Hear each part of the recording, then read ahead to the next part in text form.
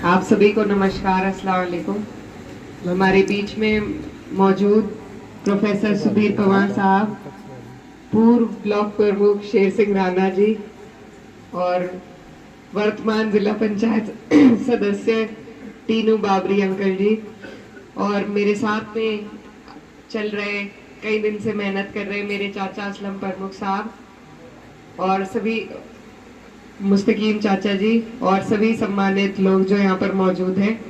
गांव के ये प्रोग्राम के आयोजक हमारे चौधरी प्रमोद कुमार जी, राजपाल शर्मा जी, रमन शर्मा जी, जयदेव शर्मा जी, रविंद्र शर्मा जी, चौधरी झलक सिंह जी, चौधरी चोप सिंह जी, चौधरी रविंदर सिंह जी, चौधरी ईश्वर सिंह जी, चौधरी योगेंद्र सिंह जी, फूल सिंह कोरी जी, रमेश जी, जयपाल कश्यप जी, ओमवीर कश्यप जी, धर्मपाल नागर जी, मोहम्मद इकबाल जी, मोहम्मद शहीद मिस्त्री जी, अजय वाल्मीकि जी, पूर्व प्रधान। सबसे पहले तो मैं आप सभी का धन्यवाद देना चाहती हूँ कि आप यहाँ पर इकट्ठा हुए हमारी बात सुनने के लिए। और आप लोगों को जैसा मालूम है, पूरे देश में चुनाव का माहौल है, लोकसभा का चुनाव है, आने वाली 19 तारीख है और साइकिल का हमारा निशान है। ये चुनाव आपके हमारे लिए बहुत ही महत्वपूर्ण है, बहुत जरूरी है। ये देश में सरकार को बना भी सकता है और बदल भी सकता है। तो आपकी ताकत बहुत बड़ी है, आपकी वोट की ताकत बहुत बड़ी है। और ये 5 साल का जो कार्यकाल होता है, उसके बाद चुनाव का मौका आपको और हमें मिलता है। और अगर हम एक ही व्यक्ति को मौका देते रहेंगे तो ना तो हमारा कल्याण हो पाएगा और ना बदलाव आ पाएगा। 10 साल से यहाँ पर हम डबल इंजन की सरकार देख रहे हैं। क्या इस सरकार ने आपके हमारे लिए किया, ये आप बेहतर जानते हैं। किसानों की जो दुर्दशा है और जिस तरीके से कोई सुनवाई किसानों की नहीं हो रही, चाहे आप धरना दे ले या आप मीलों पर बैठ जाएं, आपको बेरहमी से कुचला जा रहा है, आपके रास्ते रोके जा रहे हैं, आपका पेमेंट रोका जा रहा है, आपसे झूठे वादे किए जा रहे हैं जो एमएसपी के आज तक भी पूरे नहीं हुए।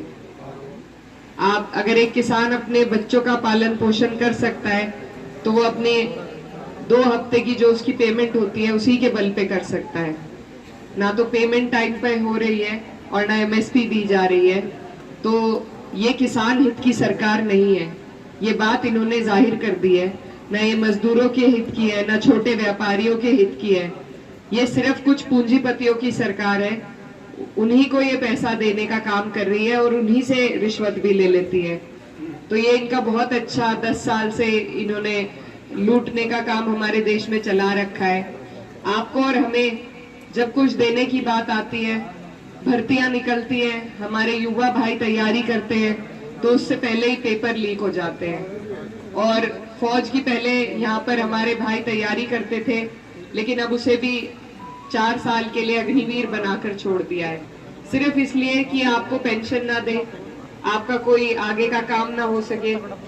तो ये इनकी जो नीतियां हैं आज आपके और हमारे सामने हैं। और अगर इस बार हमने इन नीतियों पर बिना गौर किए इनको वोट दिया तो फिर गलती इनकी नहीं, फिर गलती हमारी है।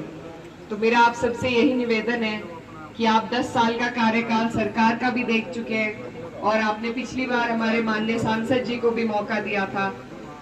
तो मैं इस बार, मुझे पार्टी ने ये जिम्मेदारी दी है, बड़ी जिम्मेदारी है, इसमें मुझे सभी बड़ों के सहयोग की और आशीर्वाद की जरूरत है।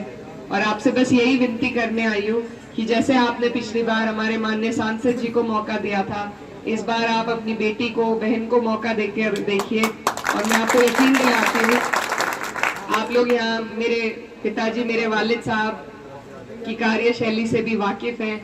जिस तरीके से वो बिना भेदभाव के, बिना जाति धर्म की राजनीति के वो सभी का काम करते थे और कभी ये भी नहीं पूछा कि वोट दिया या नहीं, पहले काम करते थे और बाकी बात बाद में।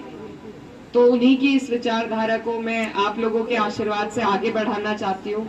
तो आप सबसे मेरी यही विनती है कि आने वाली 19 तारीख है, अपना आशीर्वाद वोट के रूप में साइकिल का बटन दबाकर इंडिया गठबंधन को मजबूती देने का काम करें।